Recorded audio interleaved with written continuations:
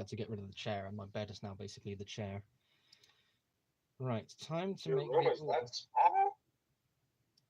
Well, I'll show the room rearrangements in a moment. I'll have to get the stream going first. So now that we got the live stream going, to anybody who's watching the VOD, hello, nice to see you all. I always love something that I've gotten a bit used to now is when the stream goes live, I do the all ping in the Discord server, and it will say, "Are you sure you want to ping everyone? This will include 180 or so people." It's like, oh my god, there's 180 people in the server. That always gets me excited. Yeah. So live now. Oh, hang on. At everyone. How many people are in the server as of today? 181 people.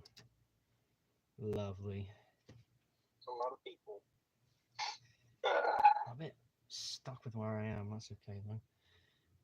Alright, we're going to wait for everyone to come on in. We'll give it another minute. I need to come out of there. Need to change to the... No, that's not what I want to do. I want to change to the light theme. Okay, that's Niagara Guy. You have made it. Hello, good to see you. It's time to get the stream up so I can actually see the chat. Hopefully there should be no interference.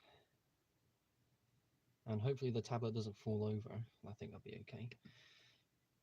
So, yeah, I think we're good to go from here. So, hello everyone. Welcome to tonight's live stream. Same as always. This is a very special episode because I've got a guest. My first ever guest. This is someone I have known for a great many years. I don't remember how long I've known you now. I normally do keep track of these sort of things, but when we first started talking, that's something I've never actually written down, which is not the best thing for me to say. But ladies and gentlemen, this is my good friend, Dr. Hyena. Hello, how are you doing? Doing good. I need to wait for people to say, we can't hear him. I need to make sure that people listening can actually hear you. I did, to people watching the stream, I did do a audio test, and everything seems okay on our end. If it's too quiet for you, then the only thing I can sadly recommend for you to do is just to turn up the volume on your end. This isn't the most technically advanced setup I've got, I know, but at the same time, it is the best I can offer. You know that guy? Yes, I can hear him. Okay, everything's good. So this stream is going to be the same as always. We're just going to have a conversation between ourselves as well as answering some questions in the chat. It's going to be a bit more kind of special than normal, again, because we have a guest.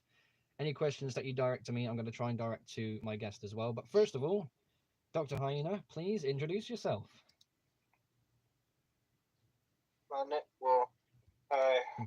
My name is Josh, also known as Dr. Hyena. I'm a friend of Luke here. What's your YouTube channel and what kind of content do you do? Because you are on YouTube. That's true. I do multiple videos. The main thing I try to record and post most is stuff that I've made in like RPG Maker, which is a software that you make RPG video games with. Because I wanted to design games, so I decided to show off what I make on YouTube. That's what I mainly post. But I also post things like music and such. I'm going to try and get the game that you put on itch.io to the chat, so that way people can... Well, there's only going to be a few people that will see, but at the same time, I want to be able to get your stuff out there as much as possible. My library, it should be in here. Am I in the right place? My purchases... No? Well, that's not good. Where is it? Hang on. I think I made a post in the server anyways, so what I'll do instead, it should be in the gaming. It should be in the gaming tab. No, it's not even there.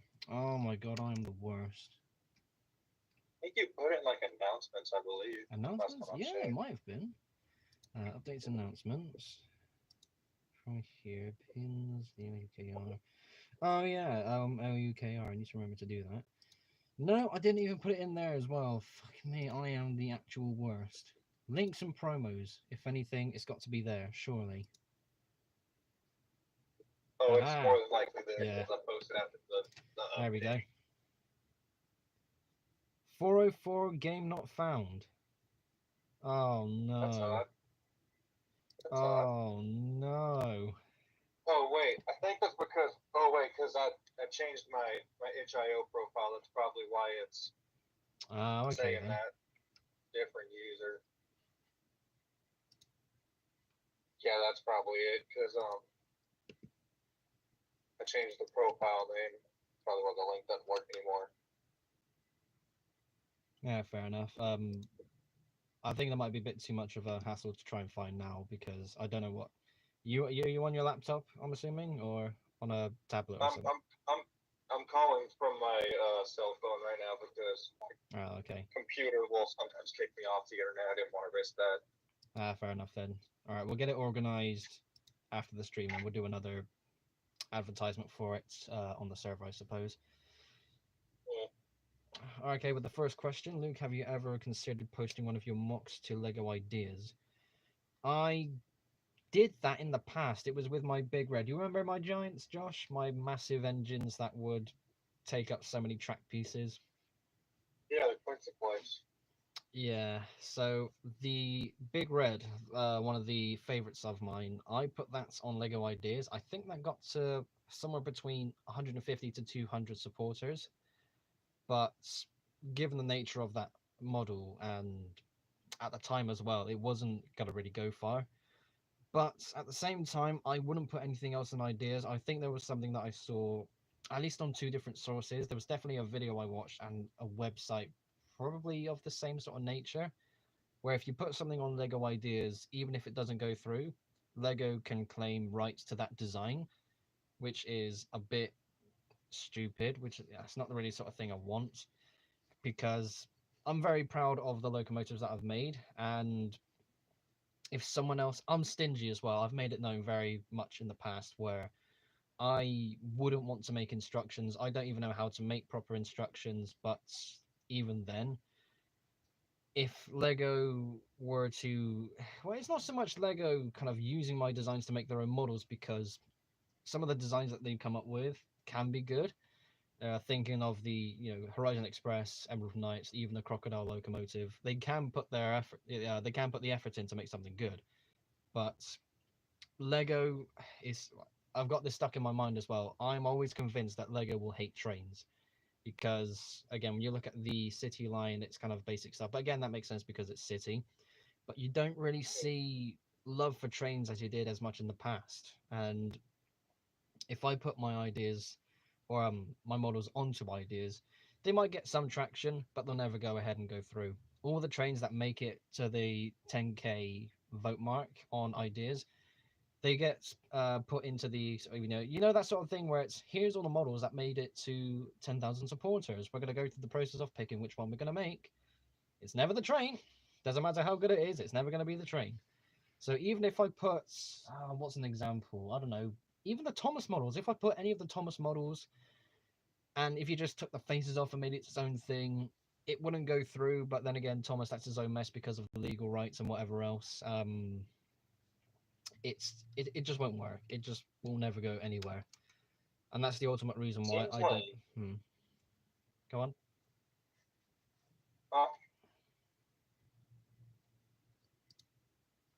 You right? You there? Yeah, I was gonna say it seems like Lego City. It's always it seems like it's always the exact same bullet train, cargo train, just different colors each time.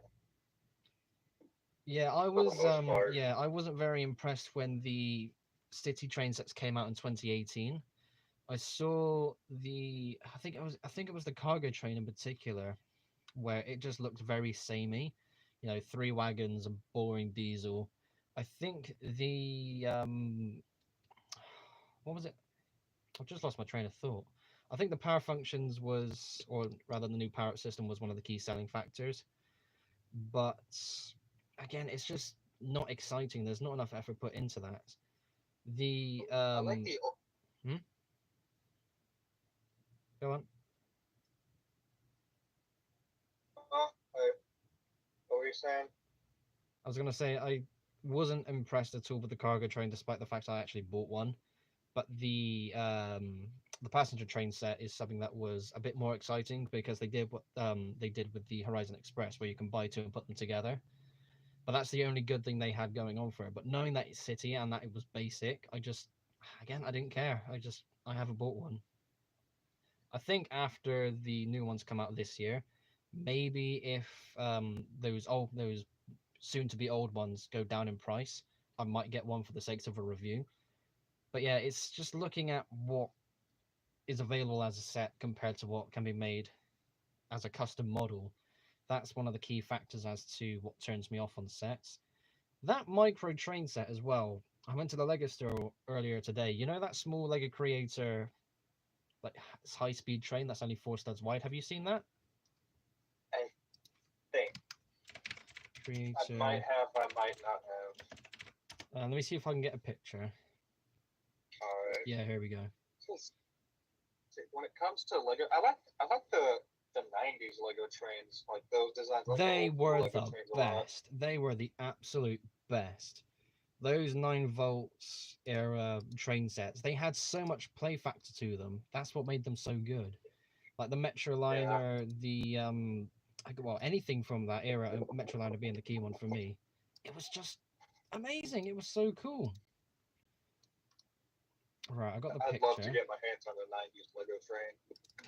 It's going to cost a fair bit of money, needless to say. Okay, that's so what's holding me back. Yeah, same here. So I've just sent you a picture of the micro train set. So that's 4 studs wide, and it's the front unit and 1 coach. So what's going on there is again, it's a similar set where you can buy 2 and put them together. But the fact that that was the next train set we got instead of something that was full scale, I was annoyed. But at the same time, it's not necessarily for me. You know, I'm someone who will stick to standard gauge. I'm someone who would never kind of do this sort of design. So I can get the appeal, but I don't really care for it. So I saw this in the display window when yeah, go on. Sorry, I didn't mean to interrupt if I did. What were you saying? So I was only going to say I went to the Lego store earlier today and saw this in the window, and I was just reminded of, oh yeah, this is a thing that exists. But the ironic thing is, I bought 2 of these soon after they came out. I think it was in December, for another shopping event I was going to, and they're still in the box. I've got them.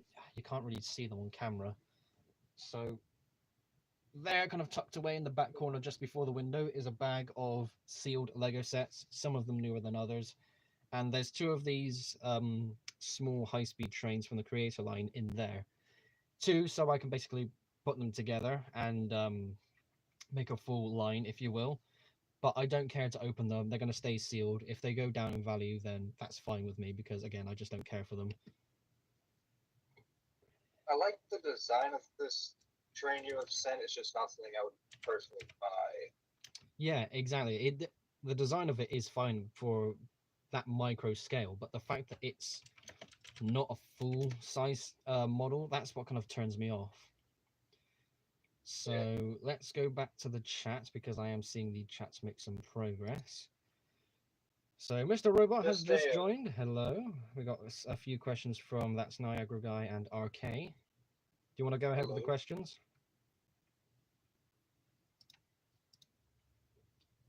So RK says, what's your opinion on no-eyed Pete's from Ninjago?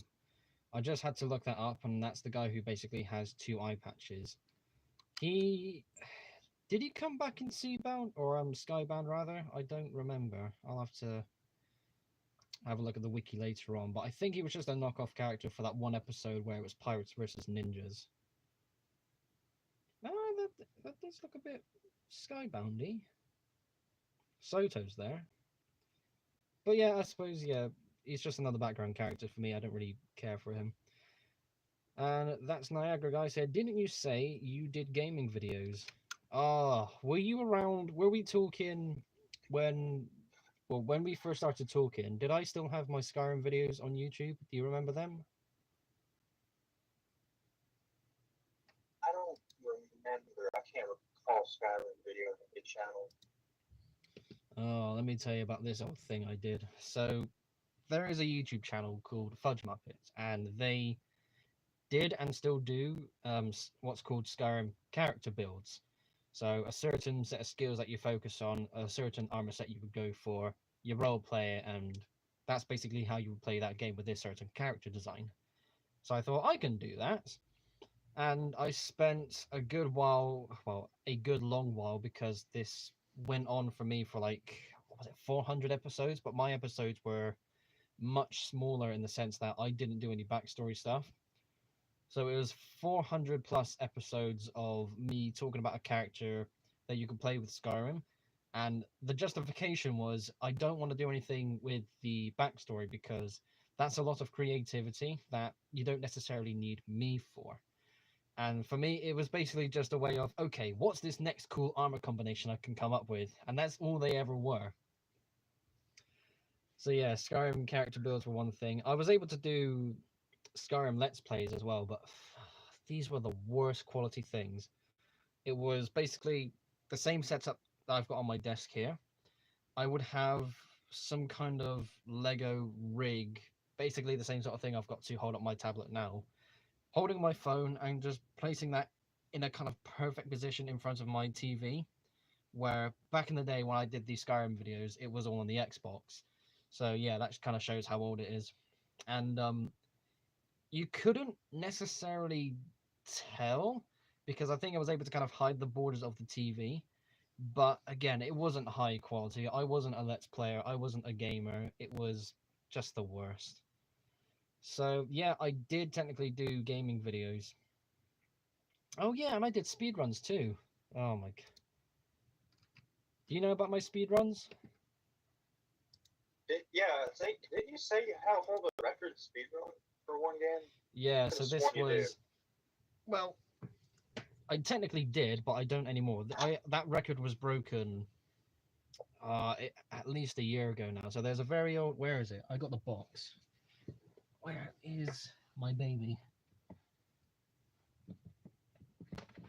Oh, here it is. Have you got the stream up, by the way, just in case I need to show you something? I do not. Let me do that now, actually. Well, if it's going to be too difficult, then don't worry about it. I think showing stuff is more for the sakes of the stream. Just another thing, real quick. If it sounds like I'm interrupting, I'm not. It's just audio crap. It's not. I'm not trying to interrupt. That's just my audio crap. Yeah, that's okay. Yeah. So I'll keep this held up. I'll keep this held up here whilst I tell the story. So what I'm holding up now is an old PlayStation 1 game called Recon Snowboarder, and this is a very simple snowboarding game. And I loved this game when I was a child. I haven't played this in a good long while, but I could definitely see myself plugging in my PS2 again just to get this on and spend a good afternoon getting on with playing this because it was so much fun. This is the game that I have nostalgia for, where some people say, oh, I love Spyro, I love Rayman. This is my equivalent, basically. And when I discovered speedrunning with the Awesome Games Done Quick kind of, what would you call them? Not a company, but that group, basically. I thought, oh, speedrunning this, why haven't I thought to do that earlier? So I got on ahead, and again, the videos are technically, they should still be up. Let me have a quick check because I don't ever remember privating the speedruns. But if you were to have a look at how the camera is set up with yeah, there we go. So if you were to have a look at how the whole setup is arranged, it's so obvious that it's just my phone in front of my screen like this, and it's not good. It's just very poorly done. But yeah, the speedruns are still live on my channel. They haven't been set to privates or unlisted, so you can still see them there if you wish. You can see the borders of the TV. That's so bad. But again, that was on purpose. I'm not exactly a techie person. But they are genuine speedruns, and they are on speedrun.com and count as official speedruns. And because nobody else did speedruns of this game, this technically was a world record that lasted for, it was at least 2 years. I don't think it got to 3. It was somewhere between 2.5 and 3 years where someone else decided to give this a go. There's a few ILs in there. There's I think there's an any percent run, which is crazy. I remember watching it and seeing, I didn't know that skip was possible. I should definitely give that a try. And yeah, so that's something where I thought, oh, I should go back to giving this another run one day, but I still haven't. So yeah, so I was a speedrun world record holder for at least 2 years, but that is old news now, which is a bit of a shame. Oh, oh man, that takes me back though. There was one of these videos that was uploaded on my birthday as well. I remember that much. Which one was it? Who cares? I also remember the day where where I did the very first one, which is at the top of the playlist. I said to my dad, I rushed downstairs and I said to him, okay, I'm gonna have the door shut. I'm gonna be kind of doing this gaming thing. Whatever you do, please don't interrupt me. And he was like, yeah, okay, that's just, you carry on, you do you. And that's when I went ahead and did the first speedrun attempt, and it was a really good time. It was just a really fun time. It still baffles me that my any percent run is slower than my 100% run. But again, that doesn't necessarily matter anymore. Oh man. Oh, hang on. Okay. I thought my stream was lagging for a second then. Oh. I've done the exact same thing you've done. I'll be like, hey, can you guys keep it down? I'm about to record something. I've done the exact same thing. Yeah. You've got your sort of shed now set up, sort of thing, haven't you? Yeah. Well, yeah, I did for a while, but well, I don't use that. Okay, so basically, the people don't know there's a shed in my backyard, and it's almost like a mini house the way things are set up in there. But now there's little to no room in there because obviously we just stored a bunch of stuff in there now, so there's no space in there to sit or do anything. But that's all right. Did they eventually just overrule you and just started to use it as an actual shed? Yeah. Well, not like that. It's just if I wanted to use it for that kind of purpose, I could. But I don't know how to really explain it. Yeah, fair enough. Yeah. Oh, this bloody PC. Right. I would like to talk about something that we were talking about before the stream began. So, to anybody who is watching, I made sure I did some preparations before the stream began just to make sure everything was okay, and we spent a bit of time talking in the meantime. One of those things, I wonder if anybody is familiar with this, is the sleeping streams that was hot. I don't know if this was another one of those Twitch trends that lasted for a bit, but I'm going to link one of these in chat because this one in particular I definitely remember seeing in the news because it's just so funny. Yeah, so if anybody in chat or who was watching remembers these sleeping streams, these were some of the funniest things because it was someone who was, again, just streaming themselves sleeping and they would just build up in donations. But every now and then, depending on who the streamer is, I suppose, would have, what's it called? Text to sound? Is that text to speech? I think that's what it's called. Yeah, so basically a donation was made and it would say, hey Siri, play this piece of music on maximum volume, and the reactions that you would see from the person just shaking themselves awake is some of the funniest stuff ever. RK, I just saw your message. I think that said the one with Siri. Most likely, I think it's either with Siri or Google Play or whatever the voice activated thingy is. I think Siri was the most often commonly used. Alexa? Maybe. It doesn't necessarily have to be any one. But it's just when you say, "Hey Alexa, hey Siri, do this thing," it's just them basically. But I don't know which ones were more prevalent back then. How old is this one? The one that I linked to you earlier. How old is this one? Let's have a quick look. When was this uploaded? I'm guessing this one's a few years old. It has to be. August 2020. Well, that's not bad. Like a year and a half ago, basically. That feels like forever ago. That is proper internet old. Oh, goodness. Also, hello to Purple Builder. Glad you were able to make it. Bit of a quiet day in chat, it seems. Let me just make sure that's go back into the server 1 sec. So, live streams. This is.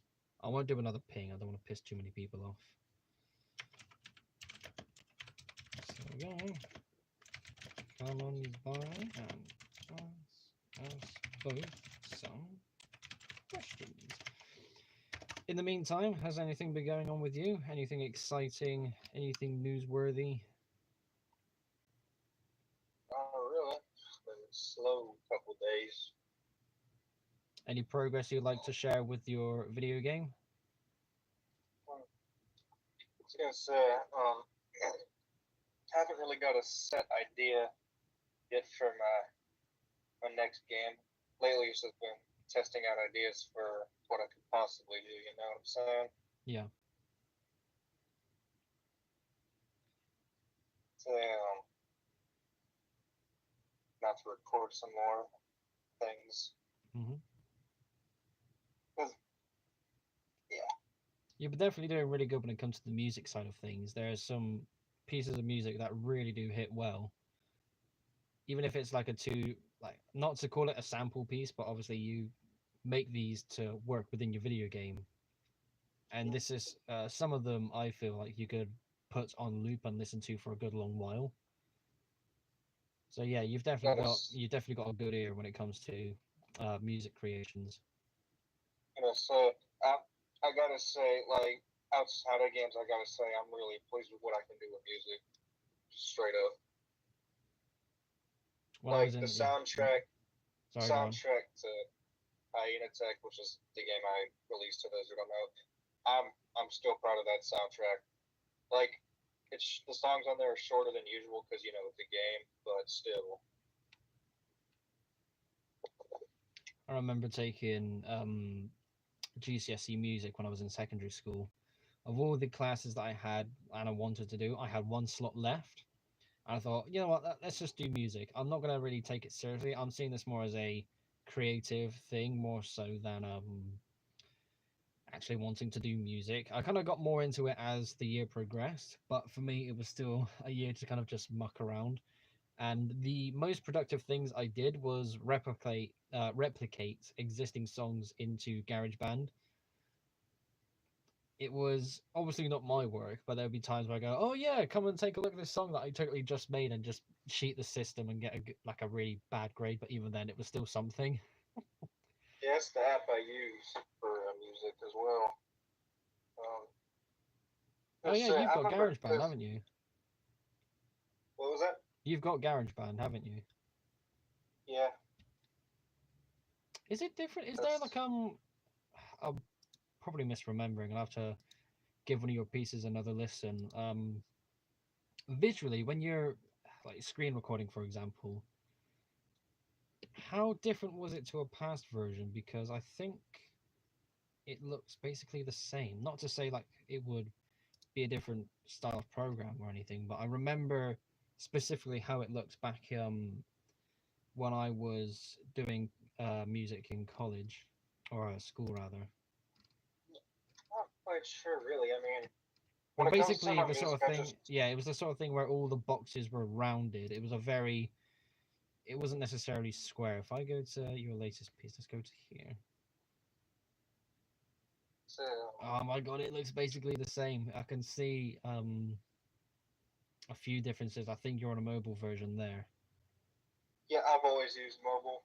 When I record, I just hit screen record and pray no one texts to interrupt. That's good. But yeah, it looks basically the same. I've never really noticed that until now.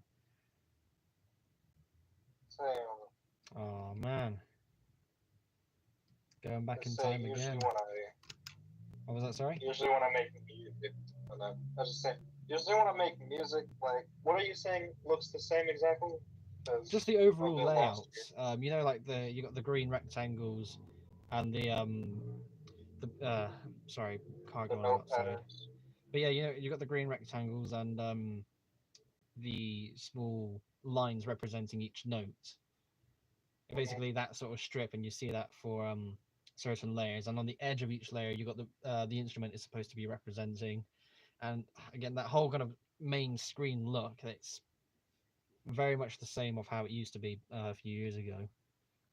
So, just say usually what I do when I make my music, I have like, so what I do is I have a blank.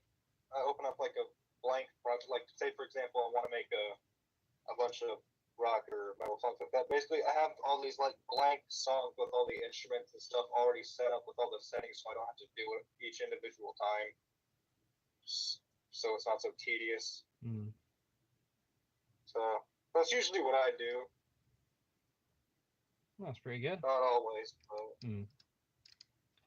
So to go back to chat for a moment, RK says, in regards to those sleeping streams, he saw one where Siri, what's my address? And then he got swatted later on. Do you remember oh, that seeing? is Yeah. Do you terrible. remember seeing anything like this on YouTube where it was like swatting reactions and people in the news saying this streamer got swatted? Have you ever seen that sort of thing? I have.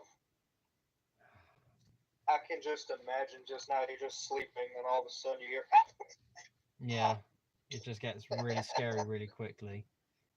That's That's not horrible. necessarily well. I wouldn't say that's not a British thing. I don't think that's just prevalent in the UK.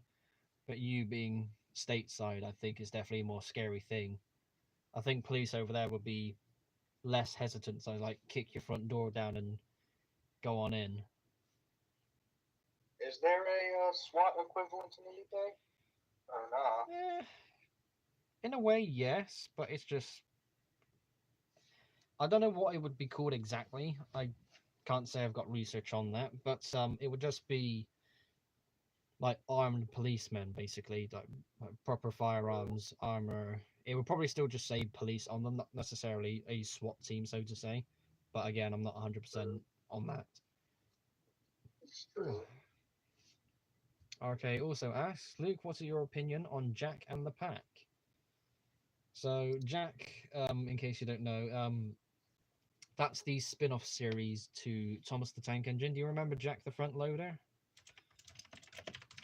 Recall such a character. Made Say, let me see if I can get another image again because this is I never really knew this was a series.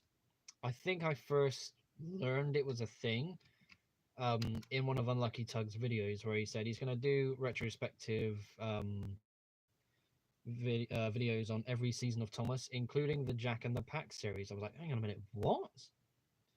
So there's basically like oh, that's a good enough image. So there's basically a bunch of construction characters that are in the style of Thomas, and apparently there was a whole season dedicated to these characters. Let me get the picture up on Discord for you now. seems like all these spin-offs just somehow last only one season. That's it. Well, I think the pack was supposed to be only one season on purpose, but a spin-off like Tugs, for example, I think that failed with its own. Yeah, again, that was its own kind of unique failure. But man, I still Tugs, remember. yeah. I So, remember the parody video you sent me with the voiceovers. That was funny. oh, there's another one. Let me go find it in it's You in sent me that. if you go I don't know if you've been on my server recently. If you go to the Tugs chat, there is a link to. I'll put this in the I'll put this in the stream chat as well because this is hilarious. So this is another dub of sorts, and it's basically a bit of a mick take in the sense where there's this thing where people talk about cuts of an episode where originally 2 episodes were made to be 30 minutes long. Then all the other episodes were made to be 20 minutes long. But due to other production changes, they had to be trimmed down to 15 minutes long. So there are out there versions of episodes that are 20 minutes long and 15 minutes long, i.e. the 20-minute cuts and 15-minute cuts. The one I just put in the chat is a 2-minute cut of one of the episodes, and it's it's hilarious. Jack Taylor, hello and welcome to the stream. Some Nerf questions? Yes, please. Let's have them.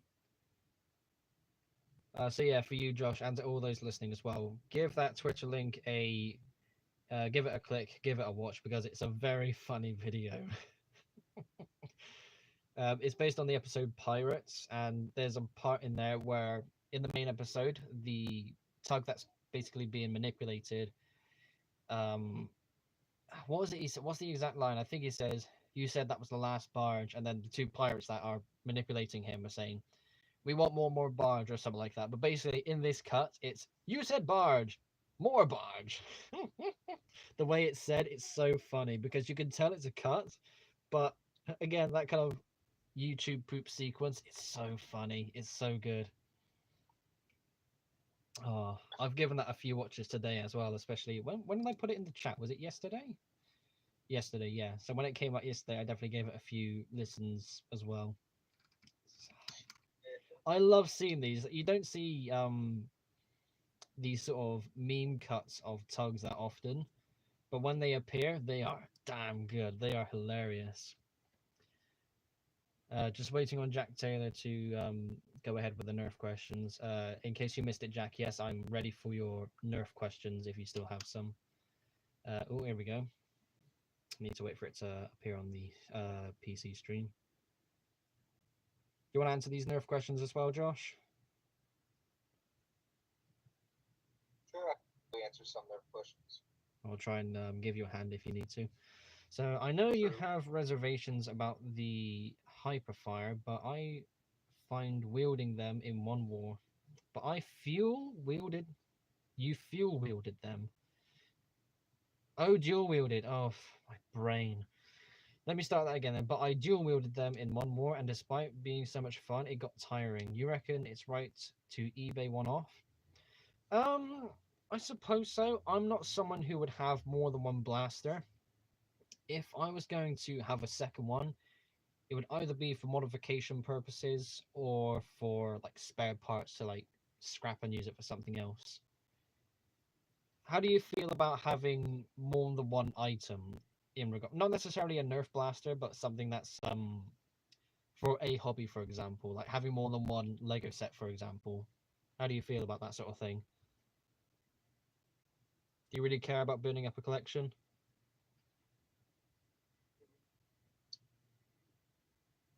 I haven't really thought of making a collection.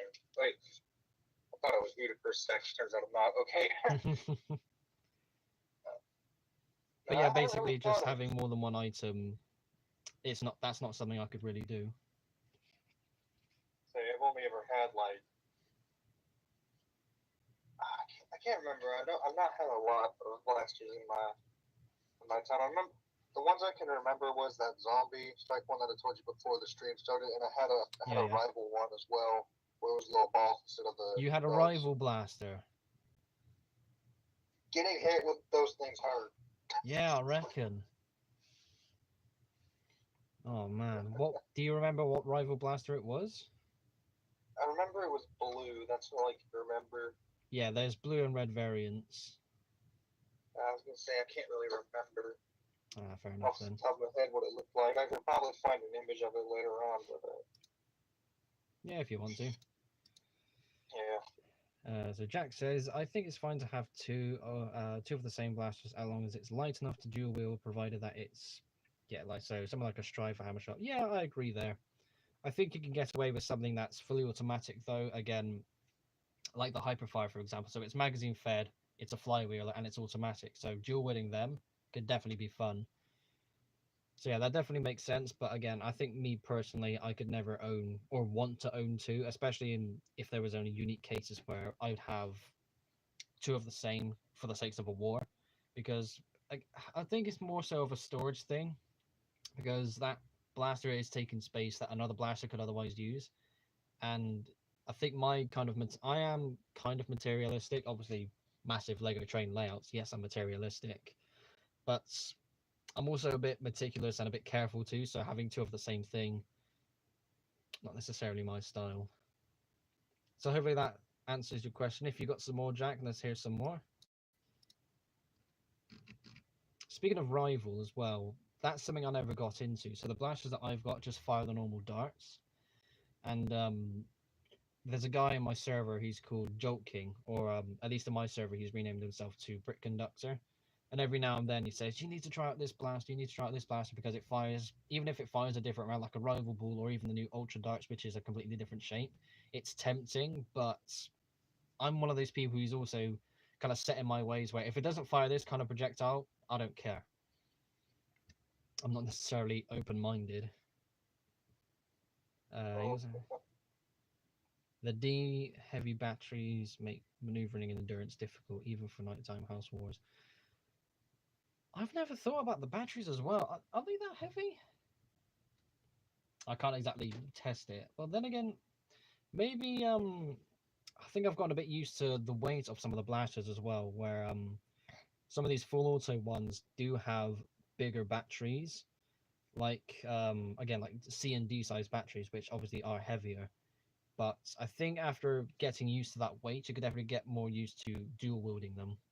So I can understand the difficulty with something like a D-size battery, but I think in time that is something you can get used to if you want to dual wield full auto blasters. Next he says, in your opinion, why in your opinion is the Accu Trooper / Elite Alpha Trooper a better Springer than the Mediator? Ooh, okay. So let's get some pictures for Josh to chip in. Nerf Mediator. So this is quite interesting because they're both good blasters, but you're pitching this question in a way as to why you want me to say that the Mediator is better than the Alpha Trooper. Or the other way around, rather. Where's the full set? Okay, so there's that one. Oh, for goodness sakes. When you go to save, I don't know if you've ever done this, Josh, but whenever you go to Google to like save an image, do you have like a preference with image size? Where you go to like open an image in a new tab and it turns out it's like a rinky-dink tiny image. So when you go to expand it for use for something, it's all pixely. I've never really experienced that kind of issue, but I wouldn't want a crappy quality image, obviously. I don't think anyone would. On again. So the only image preference I would want is if there's a transparent image and it's actually not. Oh yeah. Fake background. Yeah, I think this is also coming from the kind of video editor side, I suppose, where every now and then I want to put an image on the kind of on the screen in the video, but it does get a bit difficult when the image is tiny. I've got to make it bigger because it is noticeably different for what it should look like compared to how it ultimately does look like. Right, so let's get these two pictures in the chat. Oh, why can't I do more than one? Discord. Okay, so in the order, the white one is the Mediator, and the orange one is the Alpha Trooper.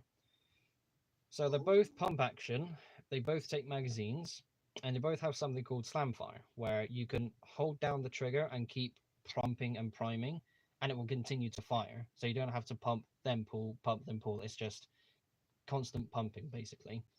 And that's pretty good. Oh, cool. Yeah, they're good. The Mediator I was able to get away with buying because they only just made it to the UK. The Accu Trooper, the orange one, I had to get in from Germany, I believe it was, from eBay. So let's have a look at his question again. Why do you think... Oh, I misread the question. No, did I? Why, in your opinion, is the Accu Trooper a better Springer than the Mediator? Well, I don't remember if I ever said that the Accu Trooper was better than the Mediator.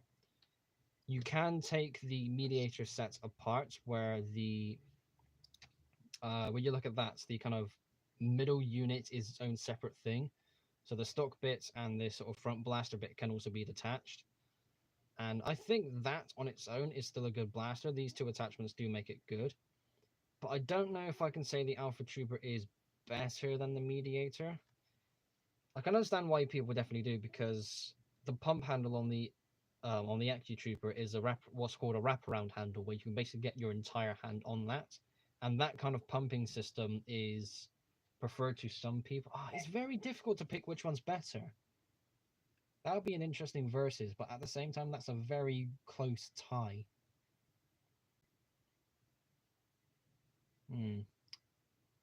Got any preferences with these two? Kind of just going off visuals, but even then. I will give the Mediator this one, though.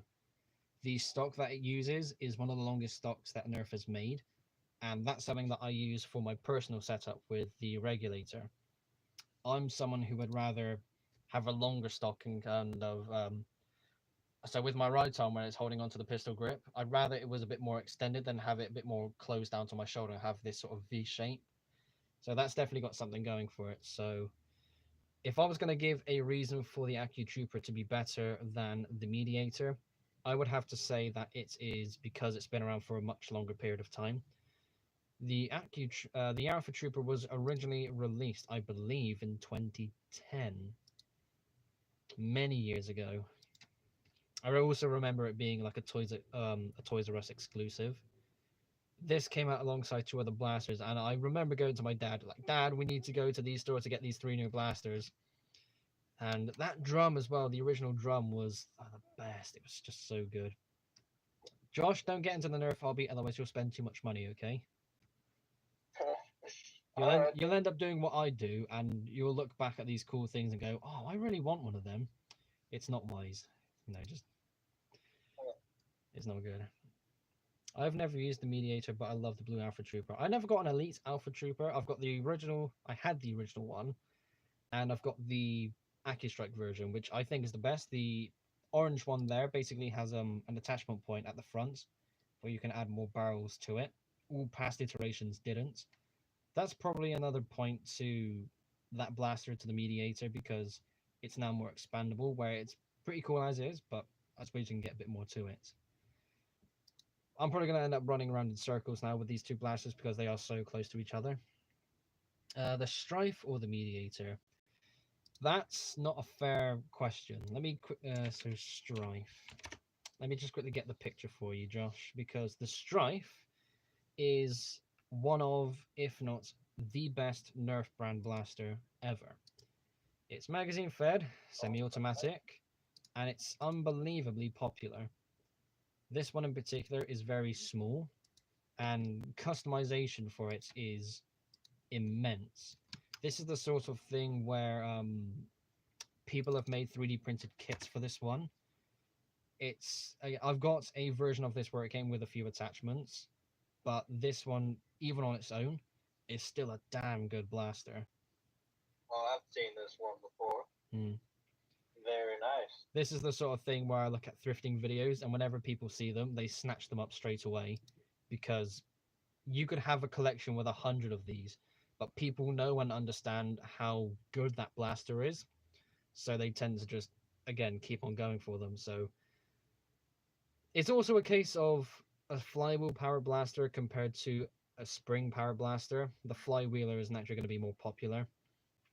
You can get more power from a Springer, but comparing those two, the Strife is better. The Strife is always going to be better. You know, I think I got a Nerf question now that I've mentioned it. Because what you mentioned about rifle and different projectiles. Okay, what's your opinion on like those Nerf guns where it has like the really big red darts? I forgot what those are called though. The Mega Darts. It's like the really big. Yeah. What's your stance on those then? Nerf Met. Let me just get a picture of the just an arbitrary one, just make sure we got the right thing in mind. The blaster isn't necessarily representative. Let's grab that one. That one. God, this is a long process getting all these pictures. Okay, so again, blaster doesn't matter, but those darts basically, yeah? Yeah, that's what I was talking about. These can be fun. There was an old, like the very first blaster that came with these darts was a sniper rifle style of blaster, and it also had a magazine, so that was very fun. And I kind of wish I didn't get rid of it when I kind of got out of the Nerf hobby. But at the same time, I don't really see myself going for that again because I've got a pack of mega darts, but that's the sort of thing where I'm going to keep it kind of in the packaging for the sake of preserving. But yeah, the mega darts is more silly. They're not necessarily battle effective because obviously with them being bigger darts, you need more space to be able to accommodate one. There was one blaster in particular. I'll get the picture for you as well because this is a very good looking blaster. But when the reviews came out, it was basically a dud, which is a real shame. And the thing that everybody had in common with their units was the trigger system was very weak. So there is that one there. So this is basically a semi-automatic rifle with a magazine that holds 10 darts. To anybody who doesn't know, basically I'm on about the Mega Moto Strike. That's what it's called. At the Toy Fair of that year when it came out, it was described as one of the best Mega Blasters ever. Again, crispy smooth trigger system, but the official release product was really bad where the return spring on the trigger wouldn't activate. So you had to manually pull the trigger forwards again. And that's what kind of turned me off of getting one of these, which is again a real shame because I would have happily bought one from America and paid for the import fees and all of that because it looked so much fun. But because so many people reviewed it and gave it a poor performance or a poor performance rating at least, that was the major turn off. It had so much going for it, but it just fell off, and that's a shame. But even then, to answer your question mainly, I still really do enjoy, at least remember enjoying firing blasters with these bigger darts. It was definitely much more gimmicky and silly, but again, it was so much fun. Oh, that's a thing to show you as well. So, just before I go back to the chat and answer the questions that I see appearing, so those red darts are called Mega. I don't know if you've seen the Mega XL.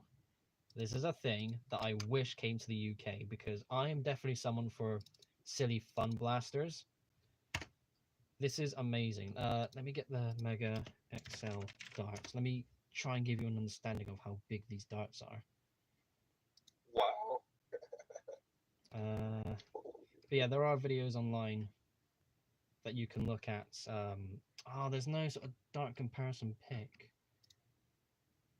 There's that one, I suppose. But yeah, again, these are obviously they're not good performers. They're very goofy, but they look brilliant. The picture I sent you in particular is the one I was hoping to get. I might still try and get one from America and have it imported over, but I'll probably have to convince myself a little bit more to get one. But yeah, the blue darts is what it fires, and that is a massive unit of a dart. But that's why I love it so much. Absolute unit. Okay, so going back to the chats now. So Jack says he has both the original Elite Blue and the Orange Strife. Definitely a personal favorite. Yep, it's a good blast of the Strife. Purple Builder says, hey Luke, what do you think of the Recon Cs6? The Recon was my first ever Nerf brand blaster, and it's a 2009 release. I always thought it was 2008. I just got my information wrong.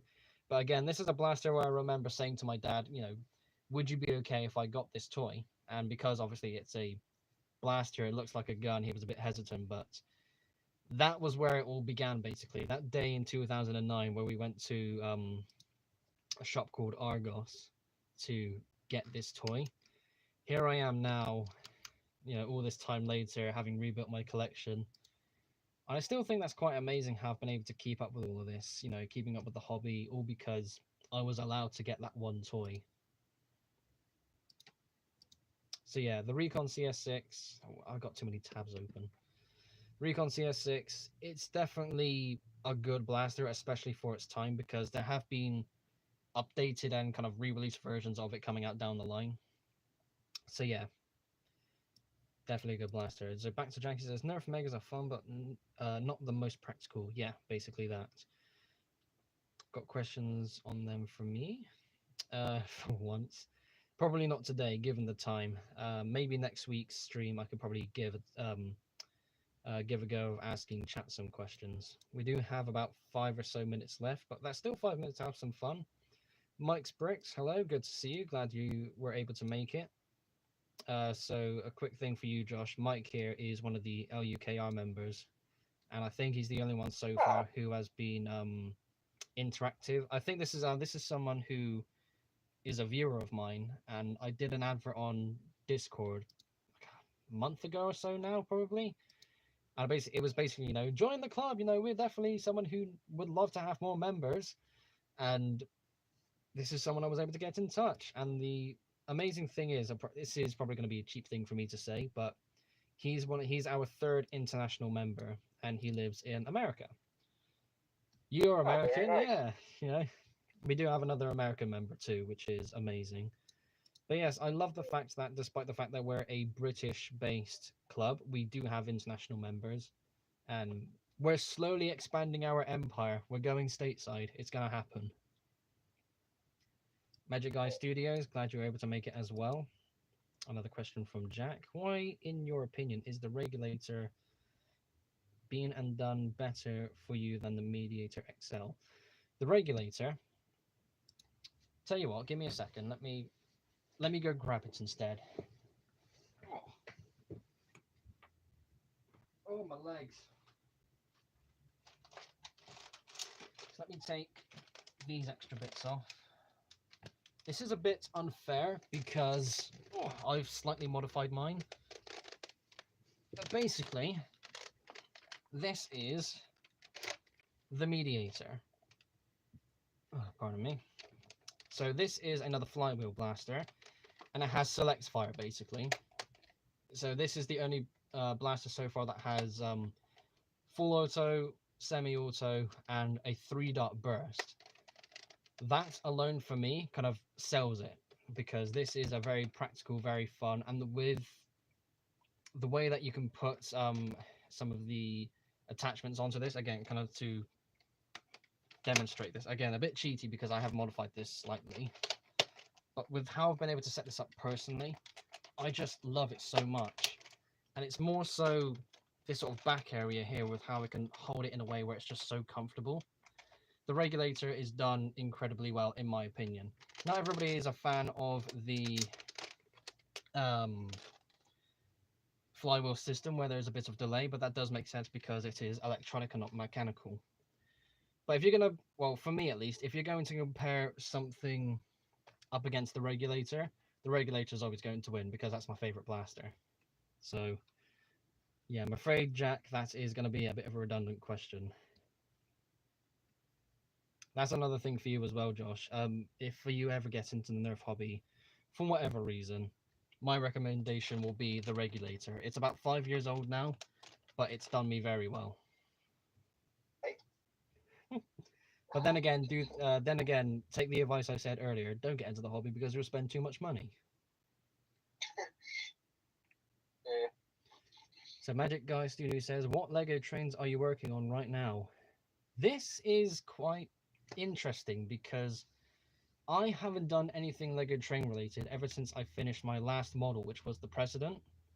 Did I send you pics, by the way, Josh? Whenever I finish a model, I tend to show people straight away. I don't know if I've shown you yet. I don't think so. Let me check. I've not received it. Yeah, I've got a video on YouTube, and I definitely put pictures in the Discord server.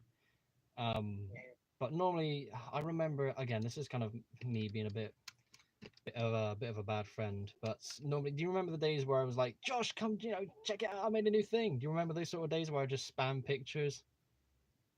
The good old days, even. Yeah. Well, not really bad for anything. I mean, yeah. Nothing exaggeration, but yeah, something I've failed to do recently. Yeah. But yeah, basically, I've not done anything Lego Train related since that, and it's quite bizarre because this is something that happens every now and then, because there's so much I want to do, but at a moment like this, I kind of have this sort of, how is it? How do I describe it? It's like reaching a wall. I feel like I've done everything up to this certain point, and this is for me this sort of break period. I can take a break from the Lego train hobby for now. I can step away from it for a bit, have a bit of a break, focus on something else again, kind of re-enjoy Nerf again, and then in time I will go back into making more Lego trains. I did have a chat with some of the LUKR guys earlier in the group chats, and narrow gauge stuff got brought up, and that's something I still need to do. I still need to make my narrow gauge loop, and now I have more ideas on how I'm going to make it, thanks to the idea of a dual gauge station. That's just this is also one of the things, well, where it gets so dangerous, where so many ideas flow together at once. It's good to keep that built up for when I go back into making, or wanting to go back into making Lego trains again, because I have all those ideas ready to go. For the past week or so, I've had nothing to go on, because again, I kind of had that feeling of being complete. So at the moment, nothing, but in time, we're going to give narrow gauge another proper loving. Do you still have your Lego trains, like your zombie train? Oh, I still have that. I'm not taking that apart. Yeah, good man. Good man. That's my best mock I've ever done. I'm not taking that apart Yeah, anytime soon. I'll tell you, that reminded me as well. Last night I had a look on Steam to have a look to see where, or when Choo Choo Charles is going to be released. Have you seen that? Curse Thomas. No, Choo Choo. It's a video game, Choo Choo Charles. It's a train that's basically a spider, and it looks amazing. I'm not one for horror games, but I want to give it a go. Yeah. And given the kind of horror sort of connection there, I thought this is the sort of thing that kind of would remind me of your model. So what I'm going to quickly do for everybody that's in the chat, I'm going to link Josh's video of his zombie train, because it's such a uniquely wonderful, whimsical model. This isn't my sort of model, obviously, compared to what I've made recently, but I would love to go back into making silly stuff like this. Not to say that this is silly, but this is just, again, it's like you said, it's really cool. Definitely got a bit of Ghost Train vibes going on as well.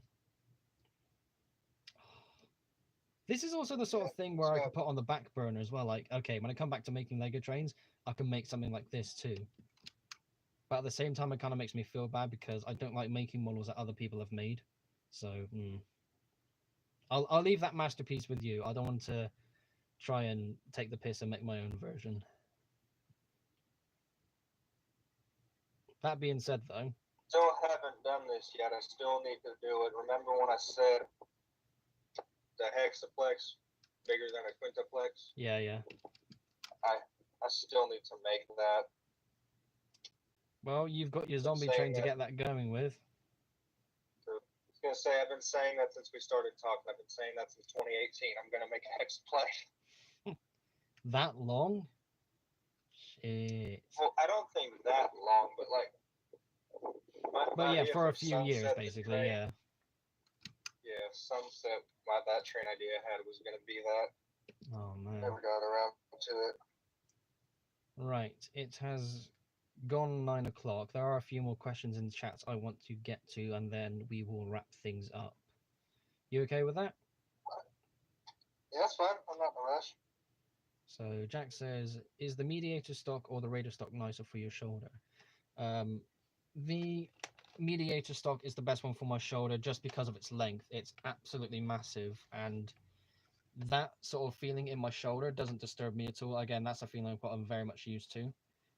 I prefer this mostly, again, for its length, and this is also the sort of thing where I would keep it for the sakes of using the blaster that's tucked into it. I actually pull the thing out. So I think if I was going to go to a Nerf war, I wouldn't actually bring a secondary blaster. I would just use the one that's tucked in the stock, because it's very convenient, and the overall package is made to accommodate this sort of blaster as well as the extra length. So mediator stock, best stock. Magic Guy Studio says, what is your favorite A4? I'm going to give you a cheating answer, and I'm going to say Spencer. the Thomas one because I made that recently, and it's a very good model. So my favorite A4 Spencer. What are your thoughts on Sodor Fallout? What? Did I show you? Did I ever show you Sodor Fallout? No, you haven't, but I assume it's Thomas and Fallout. It's yeah. So basically, the idea was there was a nuclear reactor on Sodor that exploded. Some of the trains mutate, and it's not good. I remember seeing a tweet where the original guy who made Sodor Fallout is no longer proud of it because of what other people have made in the realm of Sodor Fallouts. Because again, it's a bit horrific. It's yeah, not something I really like anymore either. Again, the horror idea is there, but with the amount of fantasy things that are done with the Sodor cast, I don't really like the Fallout thing anymore. I've kind of been able to get myself off the scary again because when you start to think about the damage radiation can do, it gets so scary. So Sodor Fallout again, I couldn't touch anymore because it was as daft There's as it some sounds. things I that was scaring just myself. probably shouldn't be mixed with Fallout. Yeah, that's the thing. There are some things that you don't mix. Thomas and Fallout is one of those combinations. Say, that just sounds cursed. But I'm gonna have to see that now because morbid curiosity. There are a number of Sodot Fallout things out there. The original maker has a few clips on them, and it's not gruesome or anything like that. Again, you kind of see the faces of some of the characters in a bit of a rotted, mutated way, but that's as far as it really goes. Say, I'm just imagining Thomas with a ghoul face, pretty much. Well, That's all I'm imagining right now. Thomas does have a mutation, but it's like one eye is like droops down. He has another eye in his forehead. It's like that sort of thing. James, yeah. What the hell? Hmm. Again, if you want to look that up in your own time, then I I'll suppose do I'll that. yeah. I wouldn't I was honestly gonna say, recommend. because when it comes to horror, for me, the way I see it, there's a difference between being scary and just being straight up nasty. Yeah. That's the way I see it. I suppose in this sort of sense, with how nasty it is, it can scare you because again, after watching the HBO Chernobyl series, kind of being reminded, oh god, you know, if radiation gets out, it's this damaging. It kind of reminded me of that, and that's what kind of scared me the most. Say, I was gonna say, it's not gonna be no Fallout. It's gonna be genuinely terrifying. Yeah. When it comes to that stuff. Yep. Magic Guy Studios also says, will you ever do Railway series engines? Very maybe. There is one character I would like to do, and that's Wilbert. It's a tank engine, and it's named after Wilbert Audrey, who made the Thomas franchise. But the shape is something that I've seen a few other LUKR club members make, so I might try and make my own version, but that's a bit lower on the to-do list at the moment. So potentially, yeah, if there is going to be one I'll make, it will be Wilbert. But I've not really looked too much into the Railway series books. So again, that's another thing where I have to do some more research. Jack Taylor says, I've heard rumors of the mediator's internals and priming handle being prone to breaking. Is the Tri-Strike core a more solid blaster that's less likely to break? I have never heard of that rumor before. I've never known for mediator priming handles to break. I've never really known anyone to really kind of break the priming handles on their blasters anyway. The Tri-Strike is still pretty solid. I have seen a few ones on eBay where people have purposefully broken it, but not accidentally in the case of firing and all of a sudden it just snaps. It's a case where I had a go at so basically there's a Nerf YouTuber called Walcom, and he's someone I absolutely adore because he is the heart and soul of the Nerf hobby, in my opinion. He has this massive collection of brand new Nerf blaster related items, and he's someone who has so much passion for the hobby, and that's why I love him so much. But he did a review of the Flip 16 and Flip 32, basically two blasters with its own sort of gimmick to them. And there's a sort of mechanic system where you pump the front handle and a system rotates to reload the darts. And there are some reviews, including his, where he's thrashing it a little bit harder on purpose to see how well that's implemented. And there are times where he's saying, oh, it's so bad, but he's purposely putting all of his strength into that priming handle to purposefully breaking it. If you're going out of your way to break a blaster on purpose, then that's just stupid. If you break it accidentally, then that's by accident. So if people are breaking their priming handles for at least the mediator, as you say there, by accident, then that's interesting. That especially interesting that it's only going to be happening now. I don't know how many years the mediator has been out. It's like 3 or 4 years maybe. It's not that old, but for the plastic to start wearing down at this point, that would be interesting because original end strike blasters from over a decade ago are still holding up just fine. So I'll have to look into that a little bit more later on.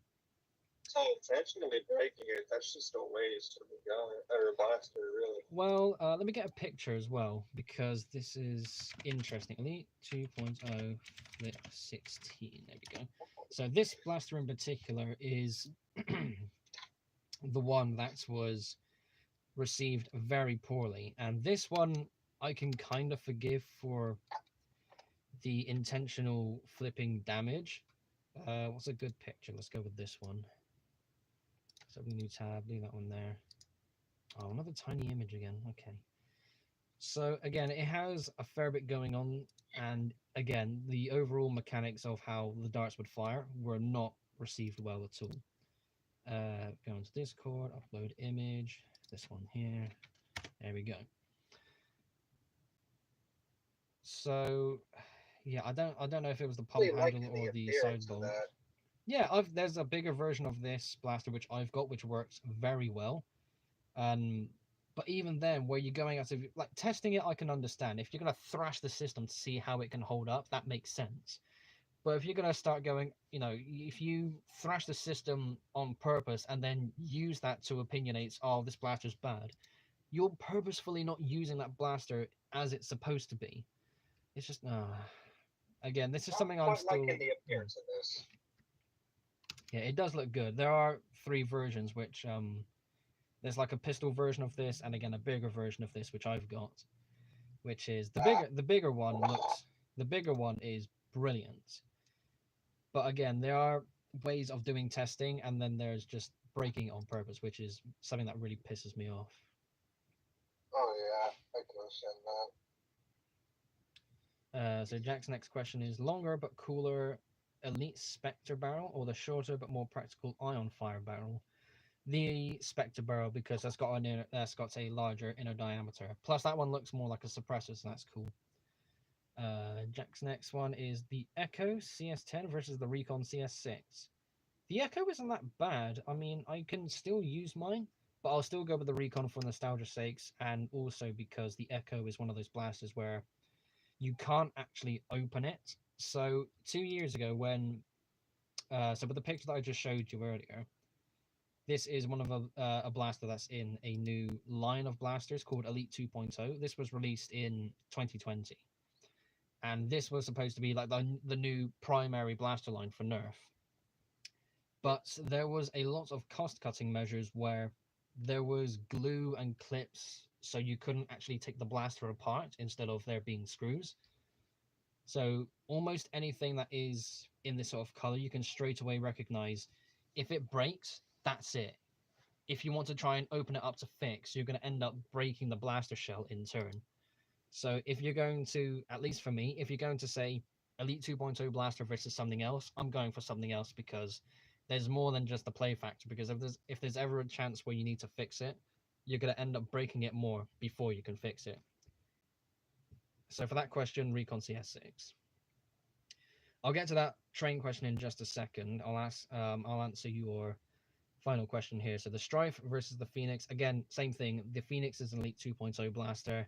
I love the tactics for it, but the Strife is still an amazing blaster. So the comparison there is a bit unfair. And finally, this last question. This will be the last one for the stream because we are going over by a little bit, but that's not too much of a problem. Where is the Emerald Knight? Well, let me tell you something. So you know the Emerald Knight, Josh? Of course I do. You remember my Emerald Champion? Of course I do.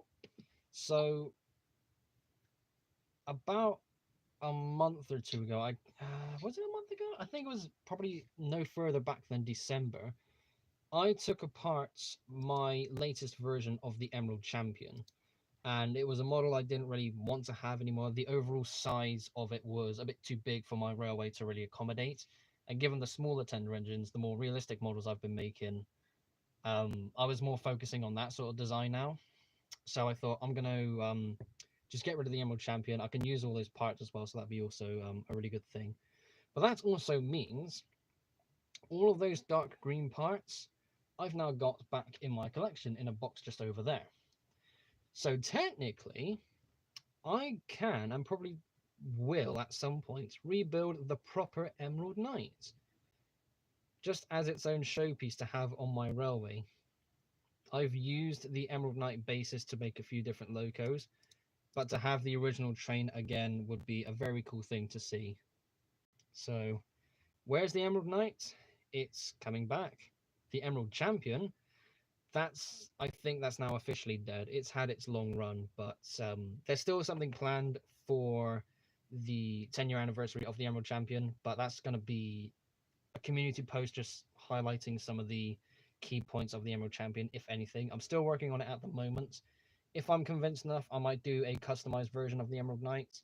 That would be quite interesting to do, actually. A more realistic take. Oh, I tell you what, just before I go, I want to link another video I saw a good while back.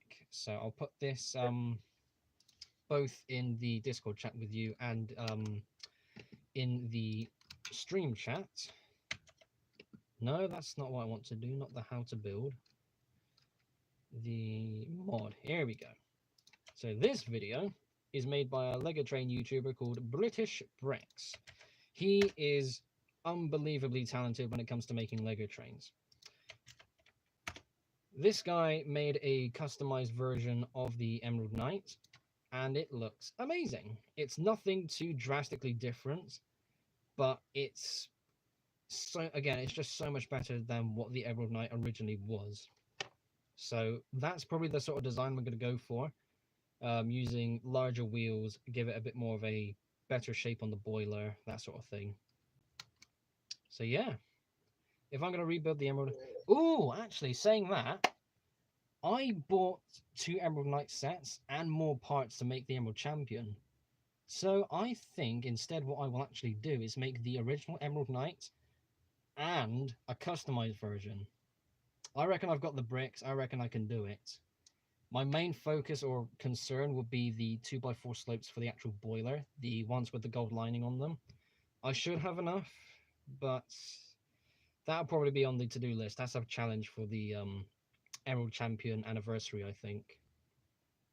I might have to watch that video again later on because that is a very fun video to watch. Alrighty then. I think that's all of it. Jack Taylor, thanks. Sorry, go on. I didn't say nothing. Oh, okay. So yeah, I think I will now end the stream. We are a fair bit over. The stream was a lot of fun. Josh, thank you so much for coming on. This wasn't quite as interactive as I was hoping, but at the same time, there's only so many people we can invite into the chat. Yeah. Still glad to show up, though. Absolutely. Yes. Maybe not next week, but at some point in the future, would you be up for coming back one day, if time permits? Yeah, I'll gladly come back. This was nice. Lovely stuff. So, yeah, I think that will do. So, next week, I don't think anything was going on. So, next Saturday is free, so I should be able to do my next live stream next Saturday. The day after, on the 3rd, will be a Lego show that I'm attending, so I'll be getting some footage for that. Saturday the 9th, which is in 2 weeks, will be my 10-year anniversary for YouTube. So if you want to have... let me start that bit again. I'm basically doing a live stream Q&A, probably around the same time, and kind of treat it as another Saturday night live stream. So if you have any questions for me for that live stream, head over to my Discord server and ask away, basically. Nothing personal will be taken in, but so far everyone's been very well behaved when it comes to the questions for the Q&A. So yeah, there's all of that going on, and it's all very exciting. And I think I should sign off now before I start going in circles. So thank you all ever so much for tuning in and watching. Thanks again, Josh, so much for your appearance here on the stream. It's been absolutely wonderful to talk to you. We do talk very often, but it's normally through text, and to have a kind of voice chat like this is something that I would love to do more often, but I'm a bit too shy to do kind of casual voice chats. I think in this situation, it's a lot better for me because I have a bit more of a reason to talk. You know, I'm on a stream. But I think, again, in time, if you want to do voice chats or something, I'll probably be more welcoming to it. So hopefully that can be something we can do in the future, if you're okay with that. Yeah, I voice chat a lot, so you know. Lovely. Okay, thanks again for watching, everyone. I'm now going to end the stream. Have a grand old time with the rest of your weekend. I will see you all in the next episode. Thank you so much for watching, everyone. Take care. See ya. See ya. Bye.